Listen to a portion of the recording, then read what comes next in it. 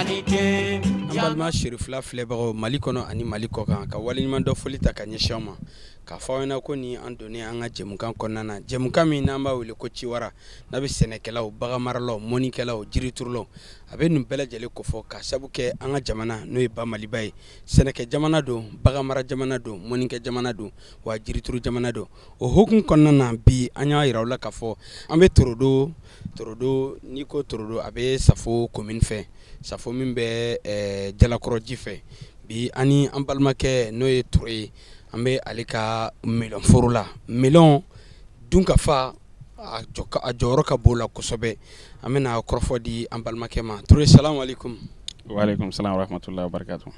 Ture an ɲɛ b'a la ka fɔ sɛnɛ i ko i ye sɛnɛkɛla i ka baara ye sɛnɛ ye bi an bɛ i ka melon foro la melon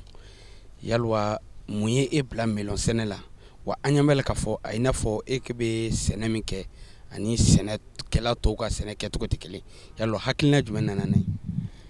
Bon sɛnɛ mun y'a to n donna sɛnɛ la pour un début ne tun bɛ baganmara de kɛ n tun bɛ sɛ mara de kɛ mais avant ça n tun bɛ aventure de la n ye aventure kɛ à peu près 9 ans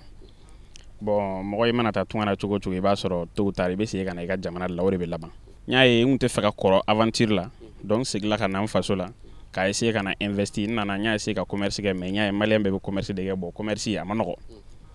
donc n ye ɲɛsin kungo kɔnɔna ma n tun bɛ baganmara kɛ san tora o kɔnɔna na n terikɛ dɔ bɛ yen n delila ka t'o de fɛ yen don la a fana bɛ sɛnɛ kɛ donc n ka sɛnɛkɛ yɛrɛ source yɛrɛ bɔra ale de fɛ yen donc maintenant n taara formation kɛ marocain dɔw ka yɔrɔ de la olu de bɛ sɛnɛ kɛ nin position na donc o de y'a to n fana nana n ye n ka dugukolo dɔw tun bɛ n bolo yan nɔ n y'a yɔrɔ labɛn k'a kɛ sɛnɛkɛyɔrɔ ye to yɔrɔ labɛnna o hukumu de kɔnɔna na. An ɲɛ b'a la i ko i ye sɛnɛ de kalan kɛ sɛnɛ min n'i y'a kalan kɛ i taara yala tunga fɛ i y'a ye k'a fɔ nafa t'o si la sabula comme tubabuw b'a fɔ cogo min na ko la terre ne ment jamais donc i seginna ka na sɛnɛ la e bɛ ka sɛnɛfɛn ka ca Mali la yan nɔ mais mun ye e bila melon kɛrɛnkɛrɛnnenya mun i ɲɛsin melon ma. D'accord o ɲininkali diyara n ye bon sɛnɛkɛfɛn ka ca Mali la effectivement mais komi Mali la yan nɔ ne y'a ye parce que n'i bɛ don ko la i bɛ don a la i b'a ɲɛɲini fɔlɔ ne donna an ka sugu kɔnɔnaw na k'a ye fɛn minnu bɛ feere sugu kɔnɔ n y'a ye k'a fɔ yiriden qualité camanba bɛ yen a bɛ feere Mali la mais i b'a sɔrɔ a 80% tɛ bɔ Mali la Mali yɛrɛ yiriden 80% tɛ bɔ Mali la hali lemuru donc mais comme lemuru ninnu ni fɛn ninnu olu ye yiriw de n'i y'u dan a bɛ san caman kɛ yan'a ka se donc maintenant ne ye recherche kɛ n taara bɛn maraîchage ma maraîchage de i n'a fɔ nakɔ sɛnɛ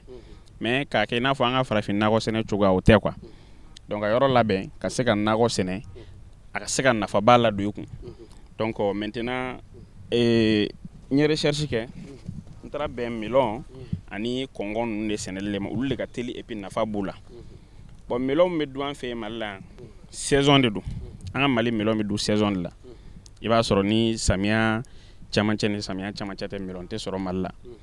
mais Mali dun mago bɛ melon na parce que melon jɔyɔrɔ ka bon kosɛbɛ adamaden yɛrɛ ka kɛnɛya ni fɛn vitamine camanba b'a la mun ka ɲi mɔgɔ ma a ka di dunda la surtout tilema fɛ kosɛbɛ donc o de y'an bila melon sɛnɛ la donc an ye système mun créé sisan o ye système mun créé la spécialement pour que an ka se ka melon sɛnɛ san kalo 12 samiya ko t'a la tilema ko t'a la ni mɔgɔw mago jɔra melon na waati o waati u ka se k'a sɔrɔ a bɛ sɔrɔ yan san kalo 12 normalement melon tɛ sɔn hali samiya fɛ mais an kɛlen don k'a sɛnɛ samiya fɛ voilà dɔw de y'a bila sɛnɛli la pour que melon bɛ importer ka bɔ Maroc caman ka se ka bɔ a la awɔ. Ture e ka nin système i bɛ se ka dɔ ɲɛfɔ an ɲɛna nin na parce que an ɲɛ b'a la k'a fɔ an ɲɛ bɛ mana la mana i kɛlen don ka tugun wuli ka ɲɛ bɛ ji boli yɔrɔ fana labɛnnen don a kɔrɔla la i bɛ se ka nin ɲɛfɔ an ɲɛna wa nin ye fasugu jumɛn ye. Bon ni tubabu b'a fɔ ne ma ko système goutte à goutte a système créé la israélien de fɛ yahudiyaw komi olu fɛ olu ka dugukolo a dugukolo jikoba b'u ka yɔrɔ la et puis a dugukolo yɔrɔ position man ɲi parce que kuluma yɔrɔw ni cɛncɛnma yɔrɔw don donc pour que olu ka se ka sɛnɛ kɛ sɛnɛ ka se ka kɛ ka sɔrɔ aw ma jiba dépenser ka sɔrɔ mɔgɔ yɛrɛ fɛnɛ ma sɛgɛn ni système in créé la o de kama parce que i yɛrɛ ɲɛ b'a la yan yɔrɔ ye kulu sanfɛla de bɛlɛma yɔrɔ de don mais an y'a bɛlɛ la baara ka tugun wuli donc n'an ye tugun wuli ɲɛ bɛ cogo min la kɔnɔ a cogo tɔgɔ ye ko goutte à goutte a fɛnɛ bɛ bɔ fo Israël ni coin do coin de be da kono ka soro ka mana da sanfɛ do no kɛra dɔrɔn i bɛ wo bɔ ka bɛn ni co wo ye i bɛ ka sumafɛnw dan la do sumafɛnw bɛ falen i t'a sɔn n'i tigɛ ye i tɛ sɛgɛn i tɛ wasi ni mago b'a sɔn na ɛri dan ye dɔrɔn ka taa dayɛlɛ et puis ji tɛ tiɲɛ parce que n'i bɛ fɛnw sɔn ni arakɔri ye i b'a sɔrɔ n'i b'a sɔn arakɔri yɛrɛ non seulement a baara sɛgɛn ka bon o de b'a to foro baarakɛla yɛrɛ caman bɛ i b'a sɔrɔ u bɛ muruti foro baara ma arakɔri baara i b'a sɔrɔ a ma nɔgɔ et puis en même temps i bɛ ji perdre par exemple an bɛ ji mun kɛ ka hectare 1 sɛnɛ yan nɔ i b'a sɔrɔ mɔgɔ dɔw bɛ mulu b'a sɛnɛ ni arakɔri ye i b'a sɔrɔ olu tɛ se ka hali 20 mètres carrés sɛnɛ n'o ye parce que u bɛ ji tiɲɛ fo k'a dama tɛmɛ mais nin na ji bɛ fɛn sɔn f'a nili kɔrɔ donc o de y'an bila kɛlɛ la pour faire plus avec moins voilà wa d'abord de kama ka se ka baara caman kɛ ni fɛn fitinin ye awɔ a musaka tɛ bonya musaka yɛrɛ t'a la parce que n'i y'a installation bɛɛ kɛ k'a ban dɔrɔn a banna panneau solaire de bɛ olu de bɛ ji sama olu de b'a bɛɛ kɛ i dan ye dɔrɔn k'a ji dayɛlɛ a ka taa kɔrɔ awɔ. Toure i ka nin système in anw fɛ yan nɔ nin man ca yan kosɛbɛ sabula anw fɛ yan mɔgɔw sɛnɛkɛlaw ka teli nin ma ka nin système fasugu kɛ i ka foro kɔnɔna na ne ko a nafa ka bon de wa parce que anw fɛ yan nɔ an b'a jateminɛ k'a fɔ k'i biri ka nin kelen kelen kɛ ka tila ka nin mana da nin kan ka tila ka fɛn dɔɔni kɔnɔ est ce que i bɛ se ka foroba da nin na ta bon foroba yɛrɛ tɛ se ka sɛnɛ nin tɛ mɔgɔ si tɛ se ka nakɔ sɛnɛ ka tɛmɛ peut-être mètre carré damadamanin kan n'i ma nin kɛ i bɛ diɲɛ foroba fɛn fɛn ye k'a bɛɛ bɛ se ka tɔni 200 ni tɔni 1000 camanw bɔ mun y'a to an ka yiridenw n'an ka fɛn bɛɛ bɛ bɔ Maroc an ka lemuru bɛ bɔ yen an ka papayew an ka fɛn camanba de bɛ bɔ yen nɔ raisin donc an ka fɛn bɛɛ bɛ importer ka bɔ kɔfɛ mun de b'o kɛ parce que olu bɛ sɛnɛ kɛ nin position de la nin filɛ nin sa i b'a sɔrɔ mɔgɔ 4 bɛ se ka hectare 10 baara mɔgɔ 4 dɔrɔn a installation bannen kɔ mɔgɔ 4 bɛ se ka hectare 10 baara mais installation in de ka gɛlɛn dɔɔni bon installation vraiment wari b'a la wari bɛ don a la dɔɔni wari bɛ don a la a ka bon dɔɔni parce que n'i y'a jateminɛ hectare 1 yɛrɛ installation a baara n'a a fourrage n'a baara bɛɛ faralen ɲɔgɔn kan a bɛ t'i jɔ entre ça dépend a bɛ t'i jɔ entre 15 et 20 millions hectare 1 pour que i ka se ka installer a ɲɛ ma dans les normes parce que nin mana ninnu filɛ nin bɛɛ mana spécial de a bɛ commandé usine de la u b'a dilan a kama dɔn tile tɛ fɛn k'a la mais n'i ye nin mana kɛ nin avantage fɔlɔ ye mun ye e k'a lajɛ est ce que ɲɛ bɛ bin falelen na fɛn ninnu suman ninnu falen yɔrɔ bin t'a la parce que ni mana in bɛ yen bin tɛ se ka falen mana kɔrɔ donc a bɛ dɔ bɔ baarakɛlaw ka bin siɲɛ na donc o ye fɔlɔ ye filanan i b'a ye n'i normalement n'i ye nakɔ sɔn i bɛ ji mun k'a la tile bɛ tila ka ji in bɛɛ sama k'a évaporer ni mana in b'a la ji in tɛ se ka évaporer i bɛ ji fitinin mun k'a kɔrɔ a ji bɛ to a kɔrɔ toujours i b'a sɔrɔ sumaya b'a jukɔrɔ a b'a garder donc o de ye mana in yɛrɛ principe fɔlɔ ye a n'a filanan a principe sabanan ye mun ye melon yɛrɛ fana tɛ se ka sɛnɛ ni mana in tɛ parce que an ka farafin melon tubabu melon de don quoi parce que melon filɛ nin n'ale magala ji la dɔrɔn a den bɛ toli par exemple la melon den dɔ a filɛ den dɔ filɛ nin yɛrɛ la a tolilen don bon i b'a sɔrɔ ji a sigilen kun no duguma o de y'a toli tantɔ ɲɛta la donc pour que den kana toli il faut que den ka da mana de sanfɛ o la a tɛ maga dugukolo la a tɛ toli bon en même temps mana in fɛnɛ bɛ den in fɛnɛ ka mɔli fɛnɛ teliya parce que jɔyɔrɔba de bɛ mana in fɛnɛ na quoi parce que yiriden ninnu mago bɛ chaleur de la pour que ka mɔ pour que ka tibiya bon mana in filɛ tile fɛ a bɛ chaleur garder su fɛ a bɛ tila k'o chaleur lasegin yiridenw ma quoi awɔ a bɛ ten tɔ donc pour que i ka foroba yɛrɛ kɔni sɛnɛ kɔni f'i ka goutte de installer forcément pour que a ka se ka i ka se ka foroba kɛ parce que o la baara t'a la i tɛ sɛgɛn i dan ye dɔrɔn ka ji dayɛlɛ ka fɛnw dan i dan ye k'a baara kɛ cogoya ɲɛdɔn dɔrɔn quoi c'est tout. Toure hali bi k'aw ladɔnniya k'a fɔ ko an bɛ fɛn min ye Fuseni Toure ani ale de bɛ ka bi Ciwara min y'an se an bɛ dugu min na kɛrɛnkɛrɛnnen la Torodo an bɛ Fuseni Toure an b'a ka melon foro la Toure ni melon in an bɛ melon min dɔn an fɛ yan o ni nin tɛ kelen ye nin ye melon fasugu jumɛn ye danfara jumɛn bɛ ni an ka farafin melon cɛ dunni ani nafasɔrɔ sira la i bɛ se ka mun de fɔ an ye o la bon nafasɔrɔ sira la bon danfara mun b'u cɛ fɔlɔ nin filɛ i yɛrɛ ɲɛ b'a la tantɔ nin filɛ presque nin ɲini ka 1 kilo bɔ bon nin dun ma surunya ka se fɔlɔ bon ni den kelen filɛ nin a bɛ se ka taa fɔ kilo 4 kilo 3 a melon den kelen a kɔgɔlen bon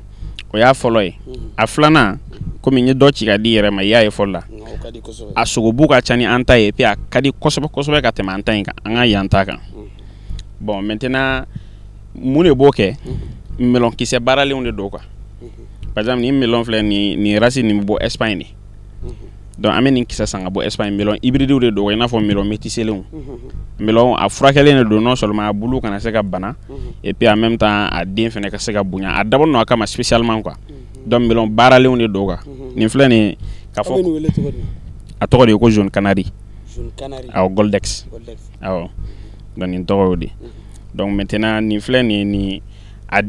k'a fɔ k'e ni sɛnɛ sisan k'a sera k'i b'a kisɛ bɔ k'a kisɛ dan n'a kisɛ da a tɛ falen ka kɛ nin ɲɔgɔn na a bɛ kɛ melon sugu wɛrɛ de toujours f'i ka taa kisɛ san de f'i ka taa ale yɛrɛ kisɛ san de pour que a ka kɛ nin ɲɔgɔn na tɛkitisi ye parce que melon baaralenw de don quoi voilà donc o de y'a différence ye bon nafasɔrɔ sira ni dundala kɔni na bon généralement fɛn min kɔni ka di ka tɛmɛ mun kan i b'a sɔrɔ o bɛ san ka tɛmɛ dɔ in kan i b'a sɔrɔ a nafa ka bon ni dɔ in ye voilà bon nin filɛ nin san ni hectare kelen bɛ se ka 40 tonnes ladon 40 tonnes bon melon filɛ nin melon yɛrɛ bɛ feere par kilo de ni melon a 1 kilo bɛ feere 1000 francs donc 40 tonnes fois 1000 francs ni yɛrɛ y'o calculer donc i b'a réponse sɔrɔ quoi ça te fait 40 millions en 3 mois mais e ka melon a bɛ feere Bamakɔ an fɛ yan walima i bɛ bɔ n'a ye ka taa n'a ye kɔfɛ jamana dɔ kan bon ne bɛ melon mun sɛnɛ yan nɔ par exemple an ka saison fɔlɔ la an ye mun sɔrɔ à peu près 12 tonnes mais o kun tɛ hali demi hectare o kun ye quart d'hectare a komi hectare kelen tilalen 4 ye côté kelen quoi 12 tonnes bon 12 tonnes o tɛ hali ni kuma diyara n bɛ se ka n ko tɛ hali commune 1 dɔrɔn bɔ kuma tɛ k'a fɔ ko Bamakɔ bɛɛ kuma tɛ Mali bɛɛ kuma tɛ k'i b'a exporter quoi parce que melon min yɛrɛ bɛ importer ka na ka bɔ Maroc a melon a ka ca kojugu a bɛ sɔn ka 300 à 500 tonnes bɔ par an parce que mun bɛ bɔ jamana wɛrɛw kan ka na Mali la bon n'i y'o jateminɛ o 300 à 500 tonnes o 1000 francs fois 500 tonnes c'est beaucoup a kilo kelen ça fait 200 a détail bɛ feere fo 300 ni kɔ yɔrɔ dɔw la 400 donc o wari bɛɛ bɛ taa kɔ kan bon ni mɔgɔw kɔni sera ka don a la k'a sɛnɛ bon k'a kɛ ka ɲɛ cogo min na an ka se ka importation min bɛ kɛ ka se k'o concurrencer o ka se ka dabila donc o de kɔni ka fisa kosɛbɛ yasa melon a ka kɛ tan ni nɔ yalo aw bɛ baara jumɛnw k'a la sɛnɛ kɔfɛ furakɛliw b'o la aw bɛ produit jumɛnw k'a la ni sɔnni ninnu bɛɛ lajɛlen kɔfɛla la aw bɛ mun ni mun de k'a la yasa a ka se ka nin état in conserver bon o ye ɲininkali ɲumanba ye parce que c'est vrai goutte à goutte ninnu filɛ nin a ka ɲi mais a baara c'est un peu technique par exemple ni melon ninnu filɛ nin n'an ka melon ninnu tɛ kelen ye k'a dan dɔrɔn ka taa k'a to yen o fɛn tɛ n'i y'a dan produit caman bɛ yen minnu bɛ k'a la pour que fɛn ɲɛnamaniw kana tiɲɛ ji kana n'a tiɲɛ bon melon yɛrɛ naturellement melon tɛ ji fɛ non melon tɛ ji fɛ ni goutte à goutte yɛrɛ fɛnɛ tɛ melon tɛ se ka sɛnɛ parce que ni bulu ɲɛ tɛ dɔw bulu jɛjɛlen na parce que an bɛ samiya la ɲɛ t'a bulu faran-faralen na bon nin y'a ye ni melon qualité a qualité furakɛlen don depuis a kisɛ la ji tɛ tiɲɛniba k'ale la sinon ni melon simple don par exemple ni nin kisɛ bɔ k'a dan n'a falenna ni ji y'a sɔrɔ dɔrɔn a bɛ tiɲɛ parce que olu bulu filɛ nin ye u tɛ ji fɛ quoi donc maintenant a bɛ baara de telle sorte que ji kana a bulu sɔrɔ bon goutte à goutte de b'o kɛ parce que goutte à goutte b'a sɔn f'a nili kɔrɔ melon yɛrɛ bɛ ji fɛ quoi mais a bulu de tɛ ji fɛ a n'a den ni bulu olu tɛ ji fɛ kosɛbɛ ni ji magala olu la dɔrɔn o bɛ tiɲɛ ni yɛrɛ ni melon fɛnɛ variété nin bɛ se ka sɔn samiya fɛ ani ji tɛ tiɲɛniba kɛ ale la n'o tɛ melon qualité dɔw bɛ yen i n'a fɔ mulu golo ɲɛgɛɲɛgɛlen don olu fɛnɛ qualité bɛ yen i y'o dɔ sɛnɛlen yan fɛ mais ale ma se den ale ma den fɔlɔ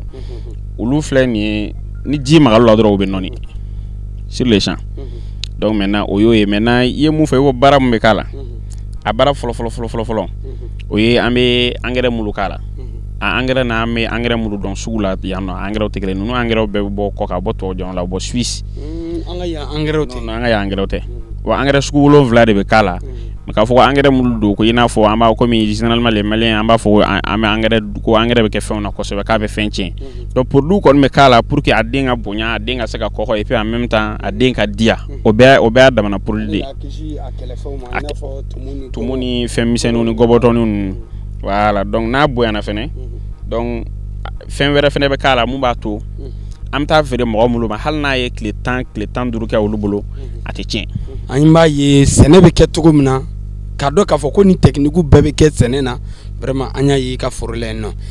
Toure hali bi ɲininkali min bɛ yen k'an bɛ se ka min tɛnku i la o de ye k'a fɔ melon i ko i ka sɛnɛ fanba a ɲɛsinnen bɛ melon ma yalɔ melon sɛnɛ in Toure misaliya la mɔgɔ caman bɛ yen u bɛ sɛnɛ kɛ kɛrɛnkɛrɛnnen bɛ melon sɛnɛ nka e filɛ ka baara minnu fɔ nin ye u tɛ ninnu don a la ne ko misaliya la e bɛ se ka mun fɔ melon sɛnɛlaw ye Mali melon sɛnɛlaw ye yaasa e bɔra ka technique minnu kɛ sisan i bɔra k'i da don fɛn minnu na ani i ye fɛn fɛn kɛ nin melon foro in na yen nɔ ani ka tila k'a dɔn an bɛ melon foro min na nin ye hectare joli ye e bɛ se ka mun de fɔ o kan. Bon, an bɛ melon foro min na tantɔ a melon foro hectare 1 de don. Bon, n bɛ se ka mun fɔ Mali sɛnɛkɛlaw ye en général melon sɛnɛlaw dɔrɔn tɛ sɛnɛkɛlaw nakɔ sɛnɛlaw an ka essayer k'an ka sɛnɛ moderniser yaasa an ka jamana dunkafa ka se ka sabati et puis an ka se ka indépendance sɔrɔ importation na parce que an n y'a fɛ ne fɔlɔ la n ko an ka yiriden an bɛ fɛn fɛn d'u ma la n bɛ se k'a fɔ a 90% yɛrɛ bɛɛ bɛ bɔ kɔfɛ parce que Mali sɛnɛ yɛrɛ fɛn bɛɛ ye comme saison ni fɛn min saison sera o bɛ kɛ bon melon sɛnɛnaw n'u sera ka an ka nin système in kɔni adopter système goutte à goutte k'a installer melon fara foronto i ɲɛ bɛ e tɛ papaye turulen na melon fɛnɛ cɛ ma donc diɲɛ fɛn fɛn i b'a ye a bɛɛ de bɛ sɛnɛ goutte à goutte de kɔrɔ tubabuw fɛ yen sisan parce que n'i y'a mɛn ko i bɛ lemuru foro kɛ hectare 100 hectare 20 hectare 50 ne ko mɔgɔ kelen ka t'o sɔn a tigɛ la ou bien hali mɔgɔ 100 u bɛ boli u tɛ se o mais n'i ye goutte à goutte installer a kɔrɔ i dan ye k'a dayɛlɛ dɔrɔn a bɛ foro bɛɛ sɔn ɲɔgɔn fɛ minti 10 dɔrɔn i b'a datugu n'a y'i diya ni te b'i bolo i bɛ t'o min ka sɔrɔ baara bɛ k'a yɛrɛ kɛ donc ne kɔni bɛ se ka mun fɔ ɲɛna u ka sɛnɛ u ka essayer k'a moderniser vraiment c'est rentable c'est très rentable baara wɛrɛ foyi tɛ ne la a kɔ bon alhamdulilayi i yɛrɛ kɔni i yɛrɛ y'a bɛɛ ye donc maintenant baara wɛrɛ foyi tɛ ne la a kɔ donc mais pour que i ka se ka nafa sɔrɔ a f'i ka moderniser de ka se k'a kɛ ka ɲɛ pour que i ka se ka espace baw kɛ donc an ka wari min bɛ bɔ yan nɔ ka taa kɔfɛ a ka se ka to yan an ka se ka baara wɛrɛw kɛ n'a ye ka se ka jamana jɔ n'a ye. Bɛ dugu min na bi o ye Torodo ye Torodo an bɛ Fuseni Ture a ka melon foro la an ɲɛ b'a la k'a fɔ Ture i da sera a ma sisan melon nin yɛrɛ ye ne siɲɛ fɔlɔ ye k'a ye k'a fɔ mɔgɔ bɛ melon sɛnɛ Mali kɔnɔ nin cogo la tan wa an ɲɛ b'a la fɛnɛ melon kɛrɛfɛla la an ɲɛ bɛ papaye la papaye ni melon yalɔ a fila bɛ se ka taa ni ɲɔgɔn ye wa. Awɔ papaye ni melon bɛ se ka taa ni ɲɔgɔn ye. Par exemple n'i ye melon dan sisan ni papaye ninnu filɛ nin an kɛlen don k'a dan melon ni ɲɔgɔn cɛ bon melon bɛ tile fɛ donc maintenant n'i bɛ fɛ ka papaye dan melon ni ɲɔgɔn cɛ f'i ka espace ba de don ni ɲɔgɔn cɛ sinon n'i y'a joso ɲɔgɔn na ni melon tɛ tile sɔrɔ a maɲi a ma quoi donc ni espace don ni ɲɔgɔn cɛ a bɛ kɛ n'a fɔ i bɛ ka baara fila de kɛ a b'a fɔ o ma ko deux en un tu fais deux bénéfices en un seul travail par exemple nin filɛ nin ye sisan tugun kelen kan melon b'a kan papaye b'a kan i ɲɛna ɲɛ b'a la papaye bɛ ka commencer ka den donc i b'a ye papaye bɛ den a ma se i ka papaye sɔn a dama ma i bɛ kɛ melon sɔn ye a bɛ kɛ papaye sɔn a yɛrɛ ma i bɛ kɛ pour de kɛ melon na a bɛ na papaye la a yɛrɛ ma donc c'est comme si i bɛ ka baara fila de kɛ baara kelen kan quoi donc i b'a bɛɛ récolter. Nin papaye min ni a filɛ i ka melon foro la nin ye yalwa nin ye papaye fasugu jumɛn ye parce que an ɲɛ b'a la k'a fɔ déjà u commencera ka den daminɛ nka a ju man jan kosɛbɛ nin ye papaye fasugu jumɛn ye. Nin papaye nin bɛ bɔ Philippines de jamana dɔ de bɛ Asie jamana tɔgɔ ye ko Philippines donc nin papaye variété bɛ bɔ yen nɔ ale papaye tɛ jan a janya bɛɛ de filɛ nin ye i m'a ye ne yɛrɛ tɛ mɔgɔ janba ye nka ne yɛrɛ ye ka jan ni papaye so ye ale papaye janyalen yɛrɛ bɛɛ ye 1 mètre de sinon 60 de don 60 centimètres comme bulu de bɛ ka yɛlɛ sanfɛ sinon ale yɛrɛ janya 60 centimètres de bon a bɛ den a den ka di kosɛbɛ sukoroba b'a den na bon a den bɛ den fo duguma bon a bɛ se ka san 4 kɛ den na tantɔ nin cogo la donc parce que papaye ju minnu bɛ janya n'i y'a ye an bɛ papaye ju caman bɛ yen n'a ye san 1 san 2 sɔrɔ an b'a ju bɔn dɔ wɛrɛ tɛ a bɛ janya kojugu donc n'i ko k'i bɛ i tɛ se ka yɛlɛ a ju la k'a fɔ i bɛ den tigɛ ka ju tigɛ k'a bɔ yen ka kura dan mais n'i ye den fɛnɛ tigɛ ni den bɛnna duguma a bɛ tiɲɛ bon nin variété in filɛ nin ye hali denmisɛnnin san 3 i b'a ci i b'a fɔ ko taa papaye tigɛ a bɛ taa tigɛ ka na a den tɛ bɛn duguma donc en même temps a traitement fɛnɛ ka nɔgɔ parce que ni fɛn bana o b'a la ou bien fɛn wɛrɛ ni k'i b'a fiyɛ ou bien i b'a baara i bɛ se k'a baara facilement mais ni jujan ninnu a baara ka gɛlɛn donc o de y'ale donc c'est comme toujours n bɛ ka mun fɔ dɔrɔn an ka essayer k'an ka sɛnɛw moderniser ka fɛn siɲɛ ɲumanw ɲini parce que n'i y'a mɛn ko sɛnɛ yɛrɛ si ɲuman de don fo suman siɲɛ ɲuman de ka k'i bolo. mais suman si ninnu kɛrɛnkɛrɛn melon si ka fara papaye si nin kan e b'a sɔrɔ yɔrɔ jumɛn i b'a sɔrɔ Mali kɔnɔ walima mɔgɔ b'i bolo kɔfɛ min b'a la d'i ma. bon a dɔw bɛ olu bɛ sɔrɔ Mali kɔnɔ mais caman bɛ yen o tɛ sɔrɔ Mali kɔnɔ parce que fɛn mun don a ma développer an bara yan kosɛbɛ kosɛbɛ donc mɔgɔw tɛ na ni a minɛnw ye yan kosɛbɛ ni mago b'a la f'i k'a ɲini kɔ kan. Bon, je profite de cet instant pour que de cette occasion pour que ka an autorité interpeller o yɔrɔ la parce que ne bɛ n ka fɛn si ninnu je me donne un mal de chien vraiment pour que ne ka se k'a siw sɔrɔ a si dɔw bɛ yen u bɛ bɔ hali o na n ye melon si dɔ san fo Vietnam mais n'a nana faamaw b'an tɔɔrɔ a kama pour que ka se k'i ka fɛn si sɔrɔ a bɛ na dɔn u b'i sɛgɛn u bɛ aller retour ka ca quoi. Bon, dans les pays tout près à côté Burkina, Sénégal, il y a un sumanchi fleni à te dédouaner. Taxi te kala faux foueta là. Donc c'est subventionné par l'État. En fait, un nani sumanchi ba dédouaner. Bon, de bas toi on a fait un chama d'avec elle. Ni melon mo fleni et tantôt moun c'est un fleni. Je vais te donner une idée du prix ni sumanchi pagaye faire wa bisabadi. Pagaye kele. Bon, il bleu doy un peu verti. Ale paquet bɛ feere 24,000 kisɛ 1000 de b'a kɔnɔ. Bon, pour te donner une idée, pour faire 2000 hectares il te faut 10 000 graines kisɛ 1000 donc tu calcules 24,000 c'est temps pour avoir 10 000 graines donc c'est comme si i kan ka million kelen kɔ de don kisɛ la mais foyi t'o kɛ parce que yan nɔ fo kisɛ ka dédouaner de sinon a bɛ san yɔrɔ mun la i b'a sɔrɔ a da ma gɛlɛn ka s'o ma mais n'a nana i ye wari mun don a la i bɛ sɔn ka kuma dɔ la i b'o ɲɔgɔnna yɛrɛ fara a dédouanement kan a n'a transport na a fɛngɛ ci wariw donc a bɛ gɛlɛya donc o de ye problème ye sinon a sumansiw kɔni bɛ sɔrɔ a bɛ sɔrɔ mais a daw ka gɛlɛn dɔɔni mais c'est à dire i bɛ wari mun don a la i b'o ɲɔgɔnna 100 sɔrɔ a la quoi n'i y'a baara cogo la voilà. donc a ka laɲini ye min ye bi jamana ɲɛmɔgɔw u ka fɛɛrɛ kɛ yaasa sumansi mun n'aw bɛ ka na n'a ye ka na a développer an fɛ jamana kɔnɔ yan u ka fɛɛrɛ kɛ yaasa a ka nɔgɔya donni ka nɔgɔya u bolo donc vraiment an b'o wele kan kɛrɛnkɛrɛnnen bila an ka jamana ɲɛmɔgɔw ma Touré yani jɛmukan bɛ ka i sɛnsɛn dɔɔni ka se cɛncɛn kan yani an ka jɛmukan kuncɛ an y'a ye fɛnɛ i kɛlen bɛ ka forage sen wa an ye fɛn dɔ fɛnɛ o y'an siɲɛ fɔlɔ ye k'o ɲɔgɔnna fɛnɛ i kɛlen bɛ ka mansin dɔ b'i bolo yan min bɛ nɔgɔ don melon ninnu kɔrɔla la a y'a sɔrɔ mɔgɔ min biri k'a k'u kɔrɔla la i bɛ se ka mun de fɔ an y'o fɛnɛ mansin kan sabula an y'o fɛnɛ sɔrɔ i ka foro kɔnɔ. donc i tun bɛ ka machine mun fɔ i ko mun bɛ engrais don fɛn kɔrɔ a filɛ nin ye a machine a tɔgɔ de ye ko tank de fertilisation i yɛrɛ ɲɛ b'a la produit o produit bɛ yen k'a bɛ kɛ melon kɔrɔ ou bien k'a bɛ kɛ sɛnɛkɛfɛn o sɛnɛfɛn kɔrɔ parce que nin fɛn in a tɛ kɛ ka melon dɔrɔn servir quoi kaba i bɛ diɲɛ fɛn o fɛn sɛnɛ i dan ye engrais parce que engrais filɛ nin ye engrais i ye nɔgɔ mun fɔ a nɔgɔ kilo hakɛw dɔn no kilo hakɛ mun kan ka taa fan mun fɛ i dan ye ko kilo hakɛ k'a la k'a ɲagami dɔrɔn a bɛ yelen i ɲɛ bɛ nin mun na tantôt par exemple san n'i ye nin dayɛlɛ san n'i ye nin dayɛlɛ dɔrɔn i b'a ye a nɔgɔ in n'i ye yan yɔrɔ dayɛlɛ san n y'a ta kan n y'a ta kan n ɲɛ t'a la ne bɛ ka taa mais a bɛna bɔn parce que a datugulen tɛ a kan ka datugu de i ma ye donc a bɛɛ bɛ taa donc c'est comme ça donc ni nɔgɔ dontɔ y'a kɔrɔ ni nɔgɔ dontɔ y'a kɔrɔ o y'a sɔrɔ i m'i biri ka taa nɔgɔ i ma sɛgɛn i ma foyi foyi mais ani dɔrɔn ka taa sigi ka baara la donc ni ji o ni ji dɔn ji min fɛnɛ bɛ t'u kɔrɔla la n'o b'a sɔn o ji tɛ taa fankelen fɛ ayi a bɛɛ c'est à dire o ji in de bɛ don nin kɔnɔ ka sɔrɔ ka bɔ c'est à dire ji in bɛ don nin fɛ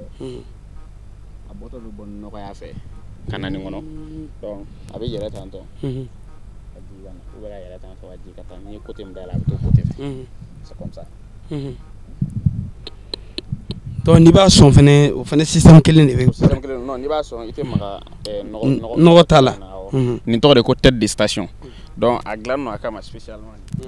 ale bɛ ji taga yɔrɔ contrôler ni i bɛ fɛ ji ka taa fan mun na i dan ye k'a dayɛlɛ dɔrɔn ji bɛ taa o fan fɛ donc e ko nin kelen bɛ se hectare joli sɔn a b'a sɔn wagati hakɛ joli kɔnɔna na bon sisan o bɛ dépend parce que waatiw la par exemple sa samiya la fɛn ninnu mago tɛ ji ba la kosɛbɛ n'an ye engrais yɛrɛ don n'an ye nɔgɔ don ka ban dɔrɔn a banna an tɛ ji wɛrɛ k'a kɔrɔ tuguni mais tilema fɛ i bɛ se k'a sɔn fo siɲɛ 7 fo siɲɛ 10 tile kɔnɔ mais o siɲɛ 7 siɲɛ 10 tɛ dɔn i bɛna dɔrɔn i b'a dayɛlɛ dɔrɔn ji ka taa kɔrɔ donc a bɛ sɔn n'a ɲiginna i b'a faga kɔfɛ i bɛ tila ka na dayɛlɛ tuguni c'est tout. Touré nin ye melon an bɔra melon kumaba nin ye melon variété wɛrɛ, nin melon variété bɛ bɔ Vietnam, nin ye melon vietnamien de ye quoi. Komi ale fɛnɛ a bɛ ka commencer ka den sisan de, donc nin waati in na aw tɛ se k'a den dɔn mais n bɛ tila k'a image yira aw la ɲɛ t'a den na, voilà ale den bɛ kɛ rond de ye tantôt, ɲɛgɛn bɛ k'a golo sanfɛ, ayi de, voilà i b'a ta ye n'a ye bulu hakɛ dɔ bɔ i b'a ta ye pour que a ka den joona, n'a ye den na i b'a ta ye pour que denw ka bonya joona, ni denw bonyana i bɛ tila k'a ta ye pour que denw ka mɔ joona, donc o bɛɛ de bɛ k'a la pour que i ka se ka précocité sɔrɔ.